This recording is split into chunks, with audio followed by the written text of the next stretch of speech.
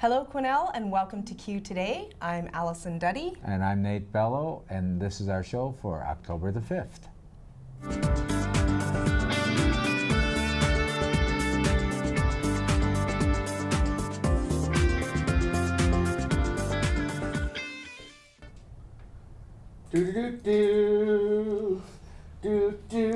Okay, go.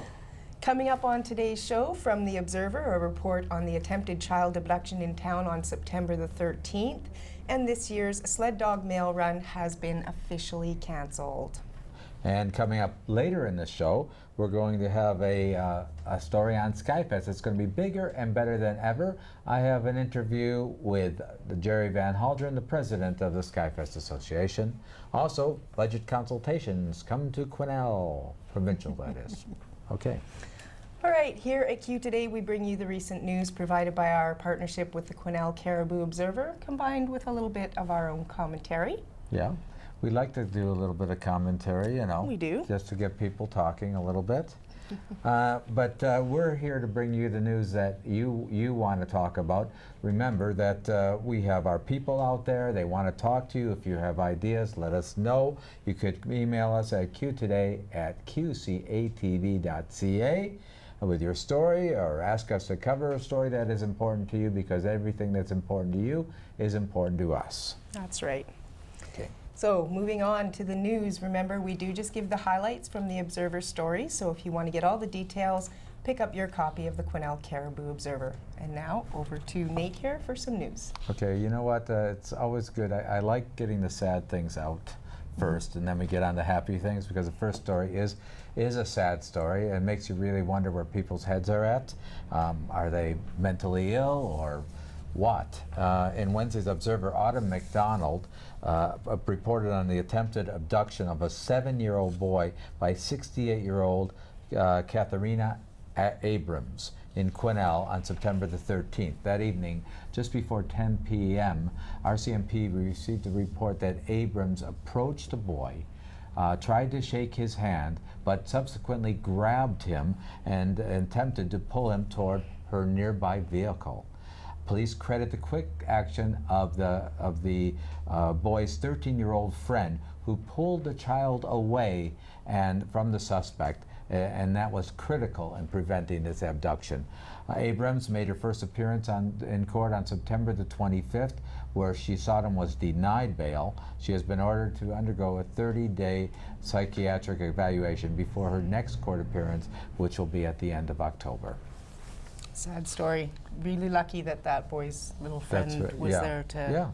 He's another hero. We had a story last week about a hero, and that's another hero. And I guess that's a silver lining on a story like that, that there are citizens who want to step in, want to make our community a better place, and actually are brave. So congratulations to that 13-year-old. You bet. Thanks for that, Nate. All right, also in Observer News, the Gold Rush Trail Sled Dog Association President Warren Palfrey said it was a hard decision to make. However, this year's annual sled dog mail run has been officially canceled. Sad news also.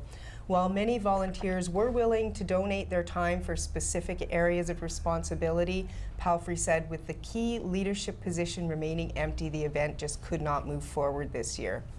40-year veteran musher and executive member Jeff Dinsdale agreed with Palfrey that the event is important for the region and suggested local government needs to look at this as a major event and possibly get behind it to ensure that it does run. He said an example of what's needed is to hire someone like they do to organize and run the winter carnival. However, the Sled Dog Association just doesn't have the funds to be able to do that. So I think they are hoping that, maybe the city will take that over.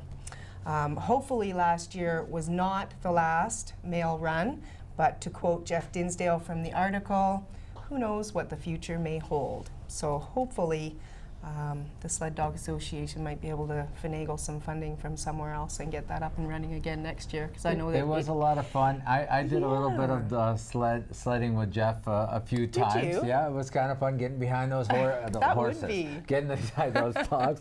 And I went another time down at 100 Mile House. Sled dog racing is really, really fun. Yeah. And as long as you don't fall off.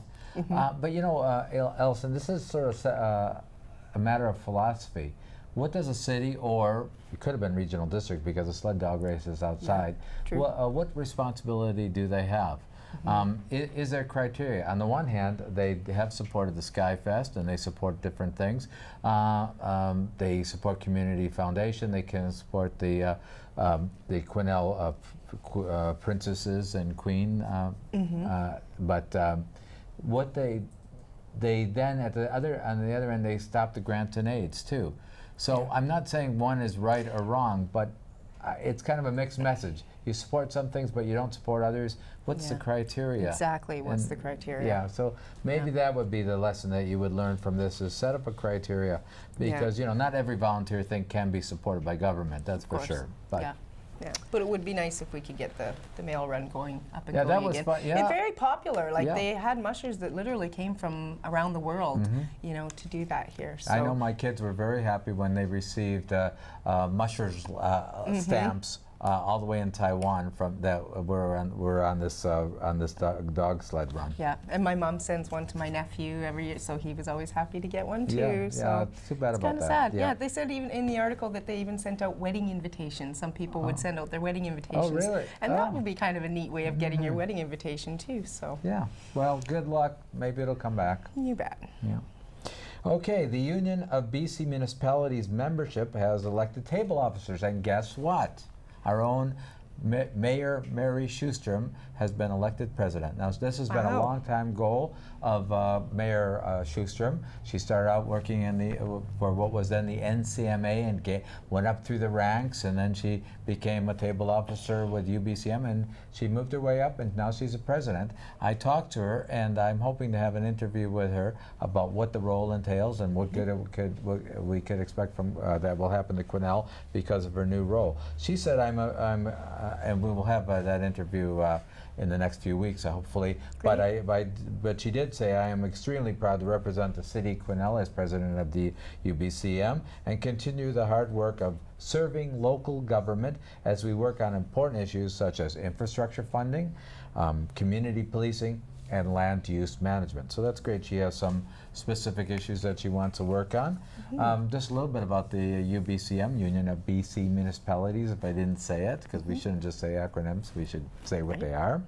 Formed in 1905 to provide a common voice for local government, the UBCM continues to follow that mandate today, representing all 195 municipalities. So all municipalities are joined, and it's voluntary, so you don't have to, but all members are, all the municipalities and regional districts are members. Annual convention includes a platform for local government leaders to discuss issues. They make resolutions, and then the executive brings it to the provincial government.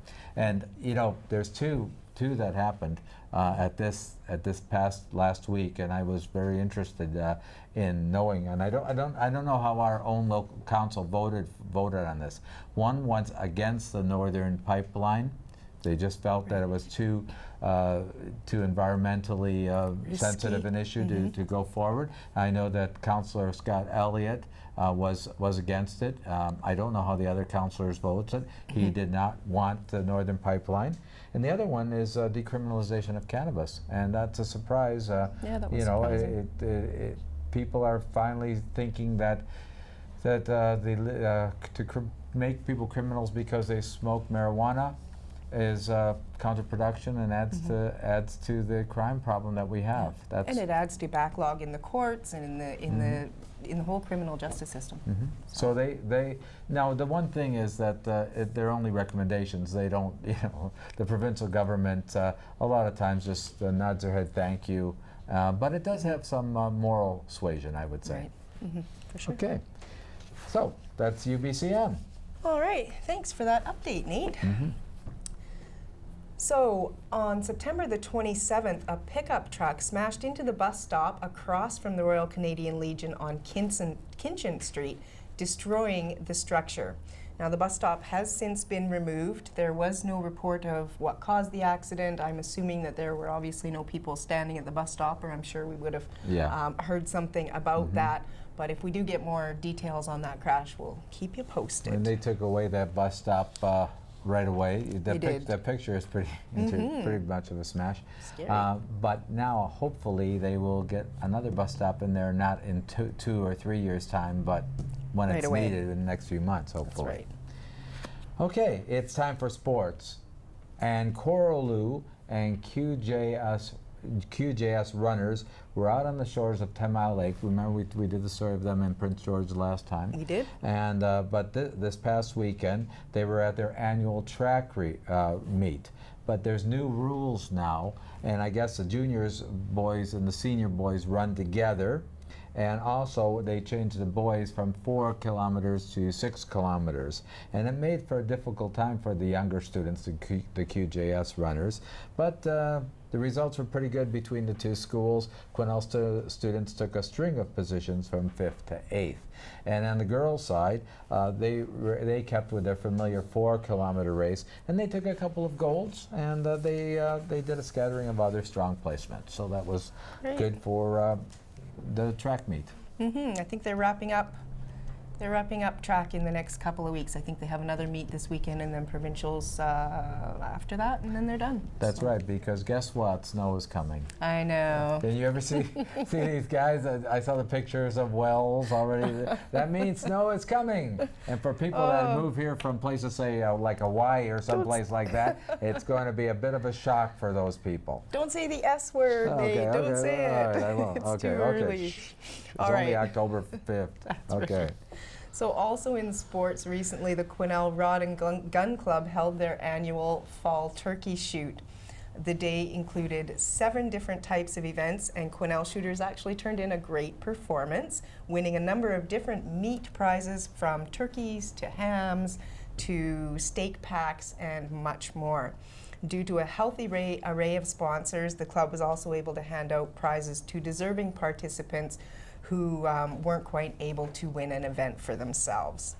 There were 40 competitors, 55 prizes, and a day of beautiful weather. Organizers of the event were very happy with the turnout, and they also would like to extend their thanks to event sponsors for that. Sounded like a lot of fun. Yeah, turkey shoots are fun, but you know, how about chicken shoots? Because Do they have chicken shoots? well, I've never heard that I would before. say they should have a chicken shoot because my wife and myself were the only ones home for Thanksgiving. So turkey And is the too turkey is a big. little bit too big, So know? you need the So I mean, chicken. let's say we should have a chicken shoot. Okay, let's work on that. Okay, you Okay. can work on that, All Nate. right. I'll be behind you. Okay, well, the other day I was at City Hall, and there was the Quesnel Skyfest Association held a little forum, an educational forum there. They discussed the great economic impact that a Skyfest can have on a community. They had a guest named Skip Stewart of Memphis, Tennessee, and he gave a presentation. He was a pilot who was pleasantly surprised on how well organized and successful this past summer's Quesnel Skyfest was. Great. And he came to give encouragement. And now here's Skip Stewart with that excellent presentation that he gave to the Skyfest Association and to the city. I'm Skip Stewart, a pilot based in Memphis, Tennessee. I'm at the Memphis Air Show today, and this is my story. I've been a pilot at FedEx for 11 years. It's in my 12th year now. I've been around aviation my whole life. It's just part of who I am. My grandfather was a crop duster, and he used to come pick me up with his airplane for holidays and things like that. And I would sit on his lap and fly. I went to an air show when I was about 14 years old. It was the most inspirational moment. It made me have a goal to someday to be in a position where I could do that. And it's really kind of defined who I am today. The airplane I'm flying today at the Memphis show, I built. Started with a 1979 airplane. I took it all the way down to the frame, and then I just used that frame to build a custom airplane out of. It's very strong. It's got a lot more horsepower, and I put a hot rod paint job on it because it's a hot rod airplane. Flying is it's freedom. You know, some people will say, well, you're seeking a thrill or adrenaline rush. It's not like that for me. It's an expression of yourself. It's like art. When I'm in the plane, sometimes I'll joke that I'm thinking about what I'm going to have for dinner that night, or that I turn the stove off. But the truth is, you're not thinking about it a whole lot other than just flying your machine, and enjoying it. It's very strenuous. It's like a workout. You're getting thrown around. It's violent. It's nothing like a roller coaster. It's much more violent than a roller coaster. It's like just somebody grabbing you by the foot and slinging you through the air. But it's energizing too. It's refreshing. It is dangerous. I've probably had 8 to 10 close friends that have died and 15 or 20 acquaintances that have died since I've been flying air shows. But I train hard on a daily basis to try to be as safe as I can. Thank you. The most rewarding thing about flying air shows for me is the lives I get to touch. I have fans whose children saw me fly when they were kids, and now they're in the Air Force because they were inspired by me. And that's why I do it. My coworkers at FedEx, they just think that I'm insane. I believe that air show flying makes me a better pilot. It makes me a safer pilot. There's not too many circumstances I've been in an airplane that I can find unusual anymore. And I think that makes me a better pilot.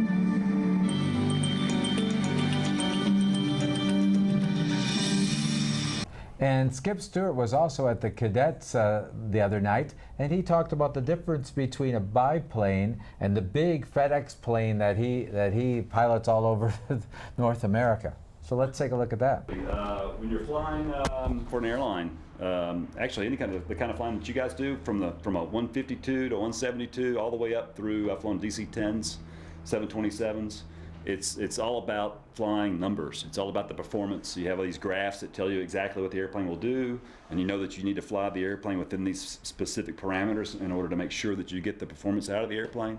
For example, when you're taking off from a runway, if it's 7,000 feet long, then you need to look and make sure that your airplane is capable of taking off in 7,000 feet. You might have to use 15 degrees of flaps or 22 degrees of flaps. You might have to use max power. You might can use reduced power. And then when you take off, there's a certain speed where if you lose an engine before that speed, you can stop. If you lose an engine after that speed, even though the airplane won't fly yet, you have to keep going because there's not enough room to stop. You run off the end of the runway trying to stop, but there's barely enough room to get the airplane up to speed and take off. And then there's even more specific numbers you have to fly to make sure that you can climb and clear the obstacles. So the type of flying with the airlines is very specific. It's very regimented. It's very checklist driven and numbers driven to ensure that you're getting a certain amount of performance out of the airplane.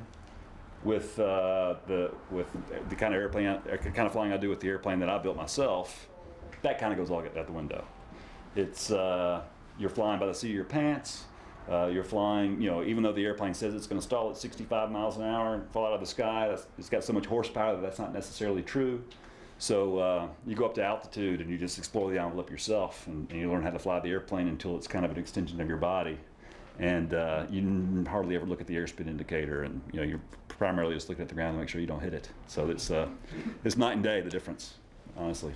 Well, last Wednesday, the Select Standing Committee on Finances and Government Services was in town to listen to those who wish to give input into next year's provincial budget. Yes, they came in and they had budget consultations 2013. Basically, anybody who wanted to say, here's what should be done in the 2013 provincial budget, they could come in, they could make the presentation. This committee will then, they're going all over the province, and they make a recommendation to the government, and some of their recommendations will come to pass because the majority of the people are members of the government on that committee, but some will not. So, all right. Okay, so Sandy Brunton is the executive director of the local Friendship Center, and he appeared before the committee. Nate here asked Sandy about his purpose in making a presentation. Let's have a look at that. what's your name and what's your title? I'm Sandy Brunton, and I'm executive director at the Quesnel Society Native Friendship Center. And why are you here at the budget committee? I'm here to make a presentation on behalf of all the friendship centers in the province for core funding of $3.1 million for the Friendship Center movement in British Columbia. And why is that important? Well, over 70% of the Aboriginal population lives in urban areas, and there's no strategy at present to deal with some of the issues that they're facing in the urban areas. And friendship centers are the primary source of support for people in urban areas, and we need more funding to address the issues that Aboriginal people are facing. So you hope that this committee will do what? Well, I'm hoping this committee will make recommendations to the government to provide funding to friendship centers. So as you can see, Sandy. Oh, sorry. Okay. So as you can see, Sandy was speaking on behalf of all the friendship centers, and it's basically to add to their core funding. Right. And I know as a person that volunteers over there, they really would, they really would like to improve facilities, but basically the funding they get at present just helps them to struggle by, Just to get by. and provide those good quality social services that they do. Yeah. They'd like to do so much more, and especially in the area of better facilities, because they're all falling. All the friendship centers across Canada, and I won't say all, I'm exaggerating, but many good of them number. were all started in 1970s. Yeah. And they're all in buildings that need a TLC. Right. And our friendship center is the same, and we'll have more stories about that too, because they're making plans to try to improve the friendship center and get some grants to do that in other ways, other would be than great. just going to this consultation session. Yeah, we have to look at Yeah. any area that you can to try and get that funding to be able to make those changes, right? Yeah. So, great. Okay. So before we close, we have a little bit news from the Lions Club regarding its senior Sorry, housing cut. project. Hang on. Sorry. You missed community calendar, Oh shit! and then I'm doing Sutton Shutters. Oh good, because we got sorry, lots more time. I'm sorry, John. You can. All right, I don't care. Here you go. It's a block. And now let's take a look at our community calendar.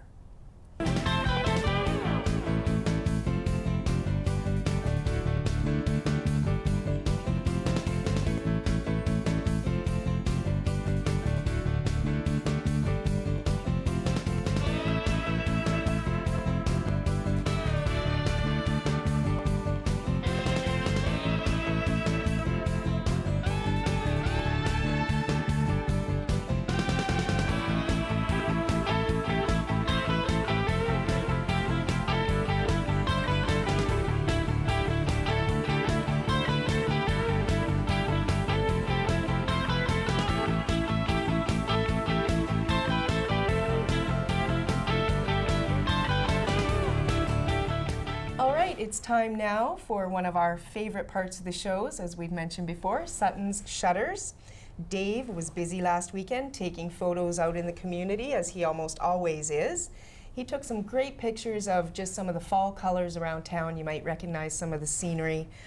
He also had the opportunity to head up to Q Brew. They had an event this weekend and a big sale, and they were doing some apple pressing up there. So Dave took a couple of pictures of those for us as well. Thanks to Dave Sutton, as always, for forwarding us those photos. And you know that picture of that press?